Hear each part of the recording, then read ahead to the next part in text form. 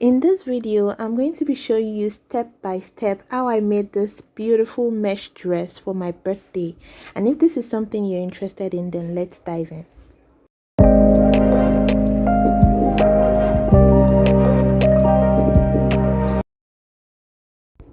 Now for my front bodice, I'll be marking this straight line which will serve as my shoulder line. Now from my shoulder line, I'm marking 8.5 inches, which is my armhole line, and I've indicated it right there. Then from this armhole line, I'm going to be measuring my shoulder to waist measurement, which is 17.5 inches, and I'm going to be marking that into a straight line as well. So that line is my waistline. Now half of my shoulder measurement is 7.25, and I added half inch for seam allowance. I marked the same thing on my armhole line, and I connected both points to a straight line. Now from my shoulder, I'm coming down by 1/4 inch for my shoulder slope, and I marked a neck width of 3 inches and a neck depth of 3 inches as well. Now I connected that with a curve, and I connected my shoulder slants to meet my neck width. Then I'm going to be adding the seam allowance of 0.5 inch, which I'm going to be using to join my shoulder. I will divide what I have on this line by 2 after the shoulder slope, and I came out at that point by 0.5. Now on my armhole line, I'm marking 1/4 of my bust measurement, and I added my 1 inch seam allowance.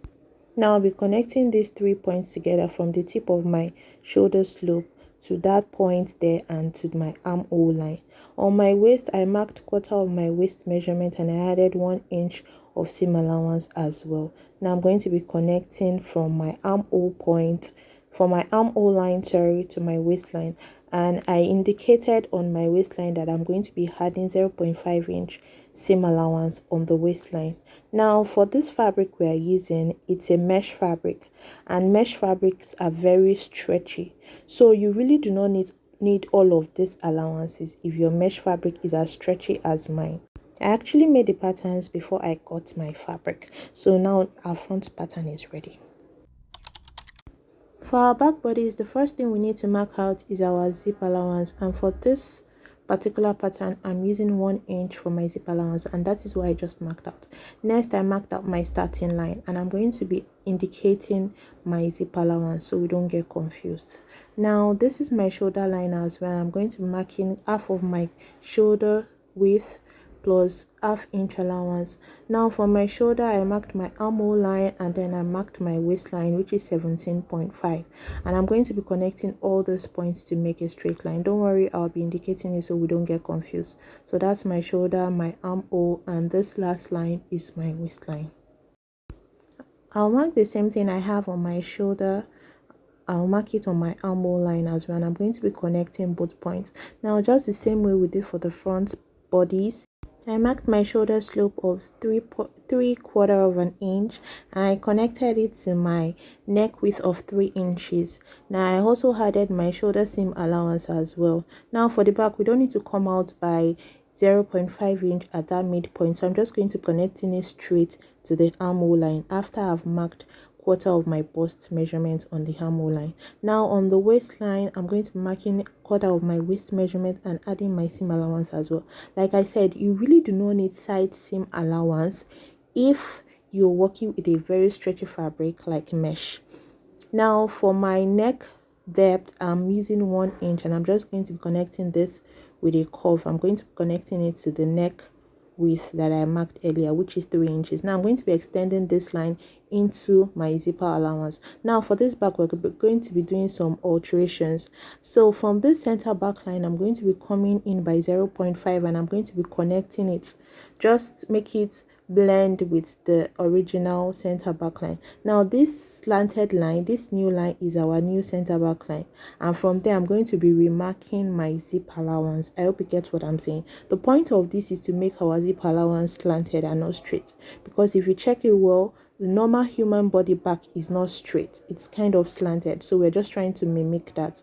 Now this new slanted line is my center back line, as I've indicated.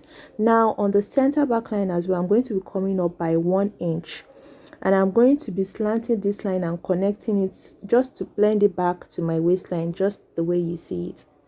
This is to reduce the length of our center back, because as we know, our front length is usually different from our back length. So I'm just going to be reducing mine by 1 inch. I also made sure to replace that ½ inch that I took from the center back previously. I replaced it back on the side, and that's what you see here.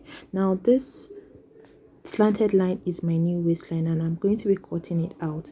Now remember, like I said, you need to check the stretch of your fabric before you cut it. If your fabric is very stretchy both on the length and the width, you don't need any allowance at all. But if it's stretchy on one side more than the other, then you can use the most stretchy part for the body, for the width, and then you can add seam allowance to join at your shoulder and your waist. I hope you get what I'm saying. Now this is the back bodice, and I'm going to be cutting out 2 of this.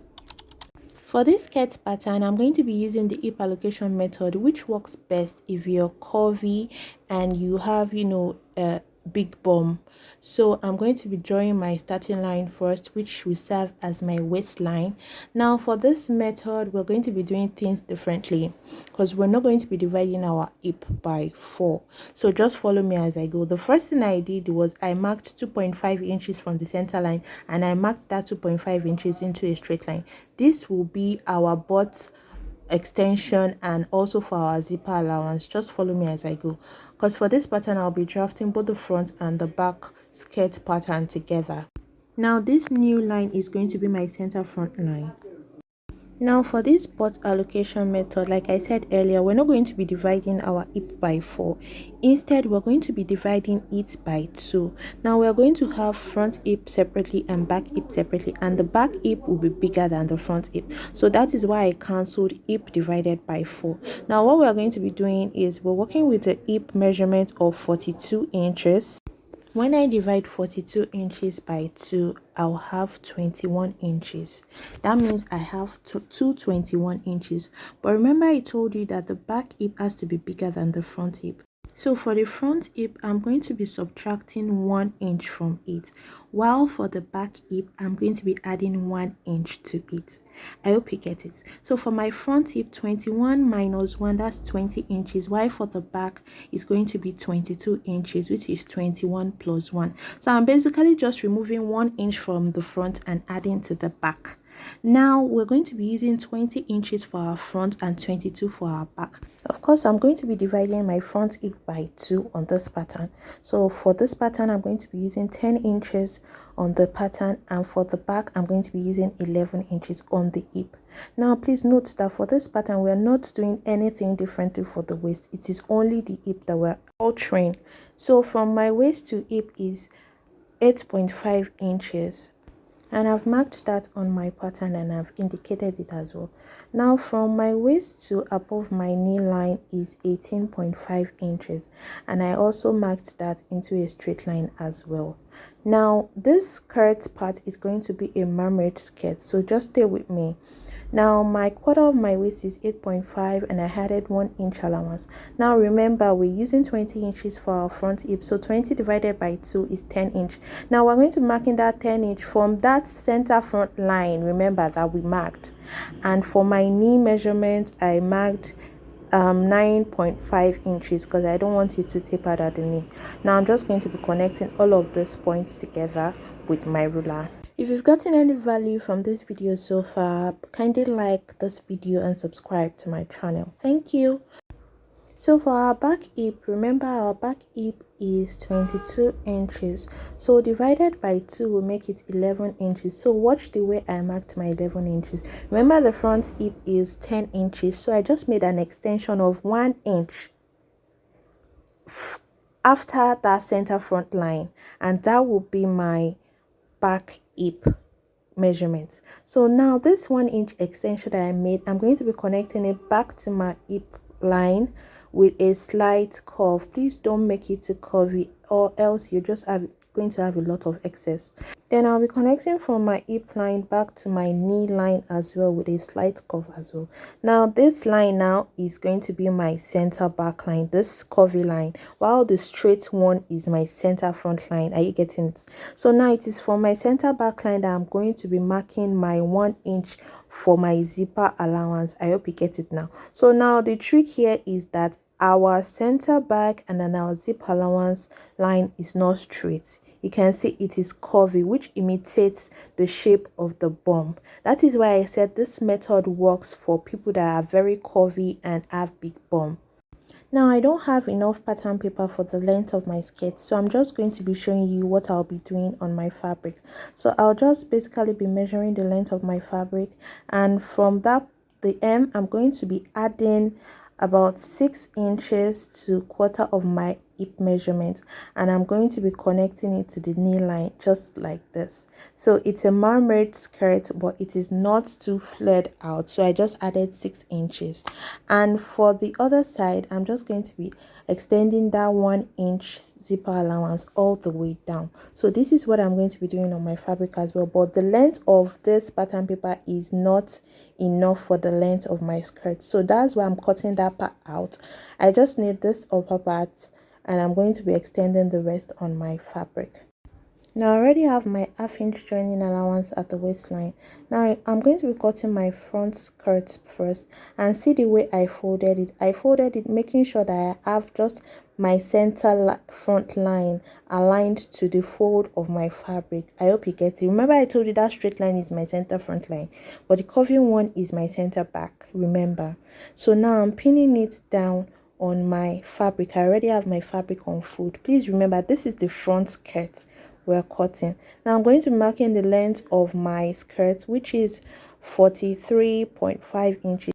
I would advise you add extra 2 to 3 inches to the length of your skirt when you're cutting, because we have a drawstring that is going to pull up fabric at the front skirt.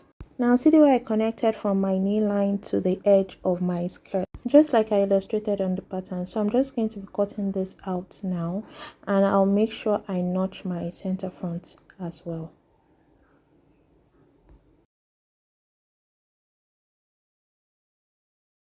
Now for the back skirt, I make sure I opened the part where I folded for the center front. I opened it up so I have my center back and my zipper allowance, and I made sure to pin it on my fabric. My fabric is on fold as well, so I'm just going to be cutting. Now I placed my front on my back, so I'll just use it as a guide for my mermaid part, and now I'm just going to be cutting exactly what I have on my pattern, just like I illustrated it earlier.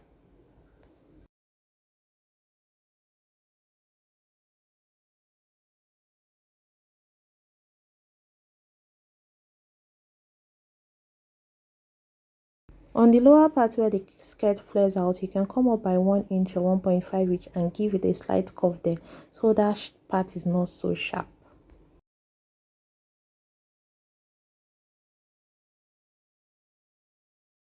Now make sure to notch your zip allowance on the back piece as well, and we're done with the cutting. Now I've gone ahead to cut my front and back bodice on the fabric, making sure that I use the stretchiest part for the weight. And like I said, you don't need a lot of seam allowance, so I later had to trim out all of my seam allowances at the sides. Now I'm placing the back on the front, right sides facing each other, and I joined them at the shoulder with 0.5 inch allowance. Now I'm going to be turning the neckline with the same fabric, and I measured what I have on my neck, and I cut out this strip of about 1.5 inch. Now because this fabric is stretchy, it was easy for me to use it to turn my neckline on the straight grain, so I just turned it just like a bias. For the drawstring that is on the left side of the skirt pattern, I have this piece of fabric which is about 16 inches in length. Now I'm going to be marking 4 inch from the center front of the skirt pattern. This is half of my nipple to nipple measurements, and it is on this line that I'm going to be placing this piece of fabric that I cut. Now I made sure that I pinned it down just so it is very straight. Note that this is on the wrong side because this drawstring is on the inside of the skirt part.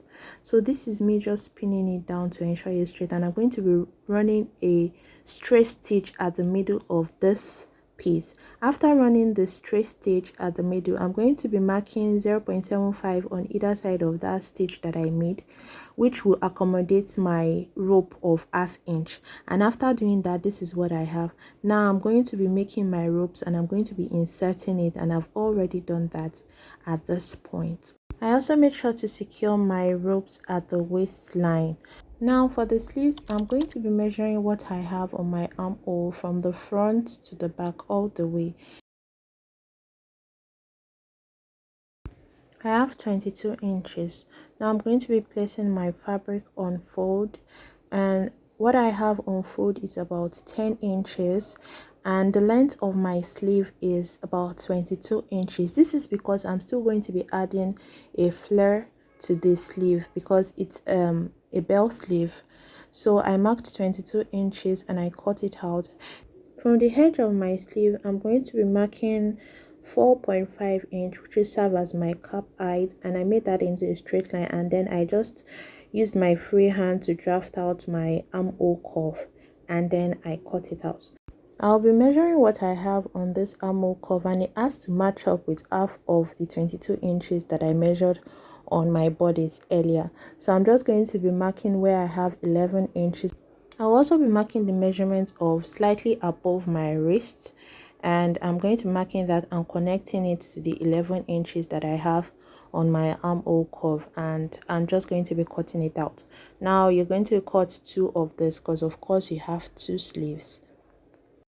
I lost the clip of where I joined my front bodice to my skirt part, so I basically just joined the upper part to the lower part, and now I pinned up my zipper allowance, and from the waist I'm just marking where I want my zip to stop, and after that I just ran a stitch all the way down.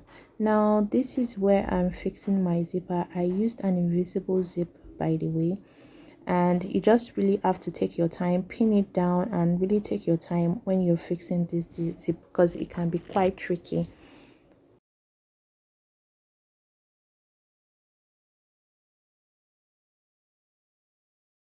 After fixing the zipper, this is what I have. I already joined the remaining lower part.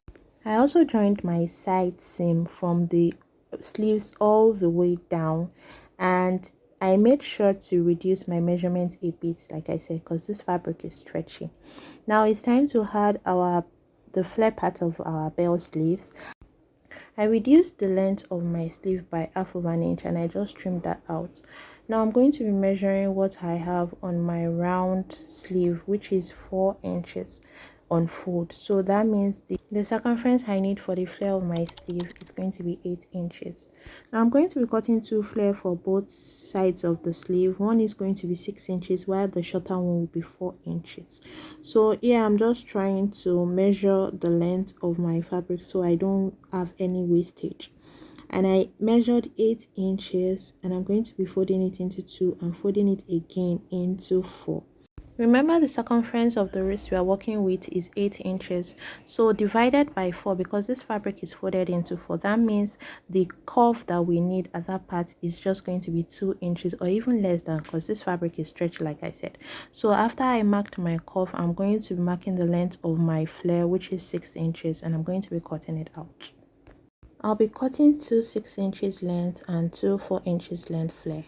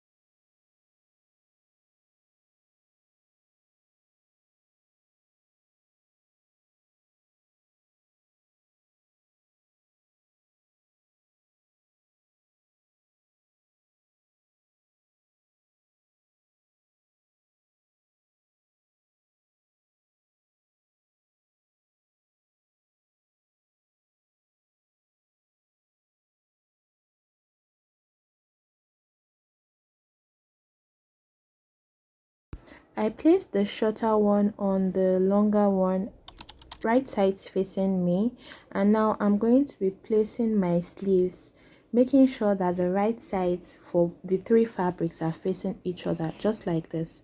Now I'm going to be turning it over to the other side, and I'm going to be stitching down with 1/2 inch. So you see what I did is, like, I just tucked in my basic sleeve into the two flare, and I'm going to be pinning the 3 layers together, and I'm going to be stitching down.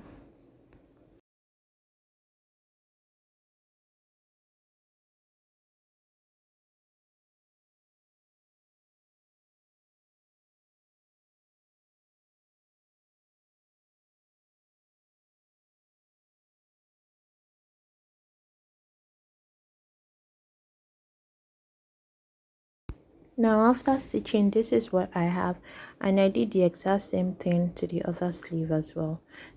I overlocked the hem of this dress and I hemmed it, and I also overlocked every other part of the dress. For the slip dress, which is going to serve as the inner for our mesh dress, I made use of lycra fabric, and as you know, lycra fabric is very stretchy, so I just made sure that I'm using the stretchiest part of it for the width. Now I'm going to be folding it into two and folding into two again, because I'm going to be cutting the front and the back together. Because I'm going to be adding straps to this dress, I'm going to be making it kind of off shoulder, so I am cutting my starting line now, and on this starting line I'm going to be coming off by 6 inches.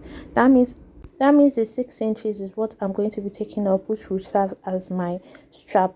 Now from that point, I marked my armhole, which is 8.5 inches, and I made that into a straight line. Still placing my 6 inches on my starting point, I marked my waistline, which is 17 inches, and I also marked my hip line, still placing my tape on that 6 inches line, which is my starting line. I marked my hip line, which is 24.5 inches, and I made it into a straight line as well. Now I'm going to be marking the full length of my slip dress, which is 39 inches, including seam allowance.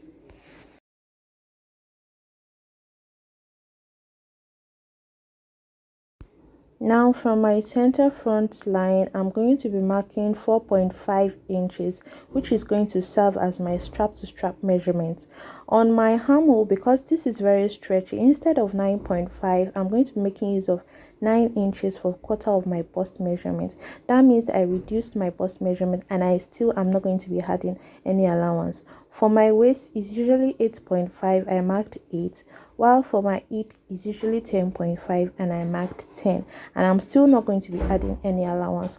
On the hemline, I marked 9 inches, and I'm going to be connecting all those points.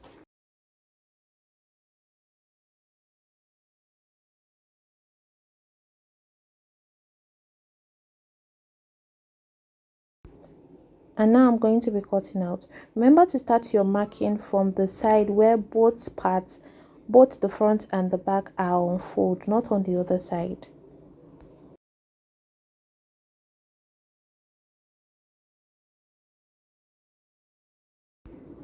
For the straps, remember we took off 6 inches.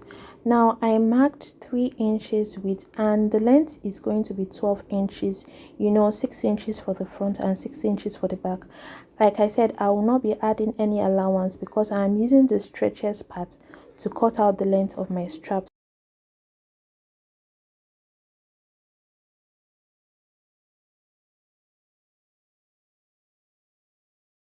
I'll go ahead and fold it into two and stitch with half of an inch, and after stitching, this is what I have. Now I'll go ahead and trim off my seam allowance, and I'll be turning it over to the right side.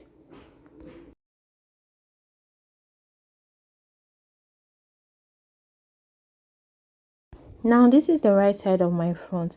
I'll make sure the joining I have on the strap is centralized, and I'm going to be placing my strap just like this, right sides of the strap facing the right side of my front piece, and I'm making sure I pin my strap first before joining it.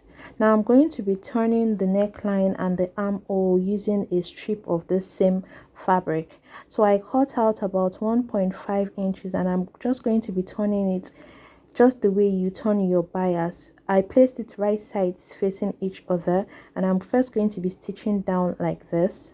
After stitching it down like this, I'm going to be flipping it over and folding it twice and stitching it down again.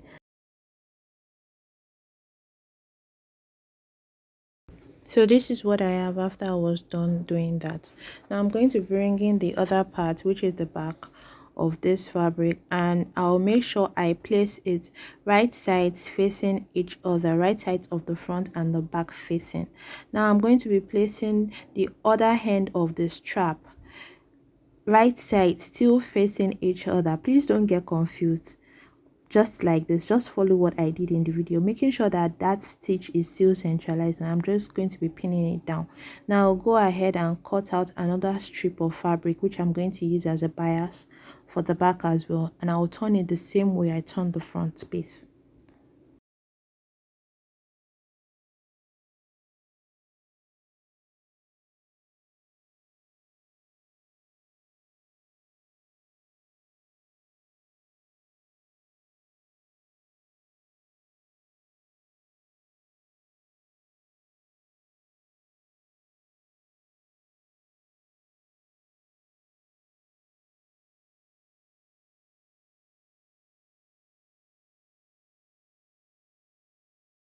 After I was done, this is what it's looking like. So the next thing to do is to match up the sides together. Then I'm going to be joining with an allowance of 0.5 inch. Remember, we do not add any seam allowance. I also folded the hem just once and I stitched down on it, and this is what it looks like. Thank you so much for watching this video. I hope you enjoyed it, and if you haven't already, kindly subscribe to my channel.